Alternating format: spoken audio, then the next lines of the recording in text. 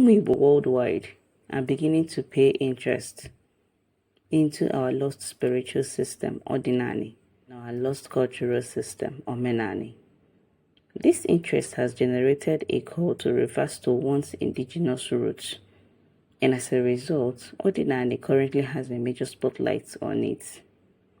Our current disposition to refer to Ordinani has been met with a huge block, and that is the cognitive dissonance, which is the consequences of our deculturation and our religious indoctrination. Therefore, to bridge this gap, we must start to learn about concepts and rituals that exist within our spiritual system, Ordinani. First, we could begin with the knowledge of the Dibia. And so, questions like who is a Dibia, what makes a Dibia, and the three kinds of a Dibia will be compressed into this lesson. First, who is a Dibia? Dibia is an expert of knowledge or expert of esoteric knowledge. Therefore, a Dibia uses its connection to investigate a problem and provide solutions to the said problem. A Dibia is also known as the mouthpiece of the creator, Ono Dibia, Bono Chuku. And as such, the Dibia is the balance and the bridge between the living and the spirit. It is important to note that what makes a Dibia is the cosmological force of Awu. Therefore, Awu determines a Dibia's specialty.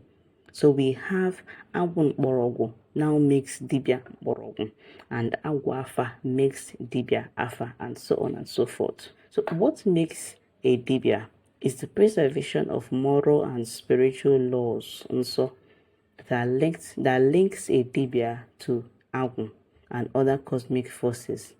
Therefore, failure or a deliberate flaunting of these moral and spiritual laws will ultimately lead to a disconnection from Awu. We have three main types of Dibia. First, Dibia Ochi. We simply know them as Onye Awu Dibia Mara, which is an individual who is born with a cosmological destiny to serve as a Dibia. So here we could say that Dibia Nataluchi has Awu Dibia as part of its Akalaka destiny. So as part of how this individual is going to navigate life, the individual is going to work, serve, and function as a Dibia. The second one is Dibia Nsata. Now these are non-born Dibias. They function primarily with Ogun, and they are not rooted within the cosmological foundations of Ndebo.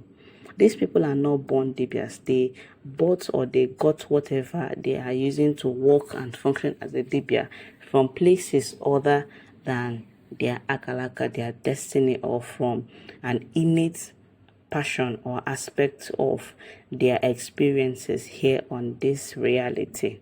Now finally, we have the Nwa Dibia. This is the Dibia apprentice.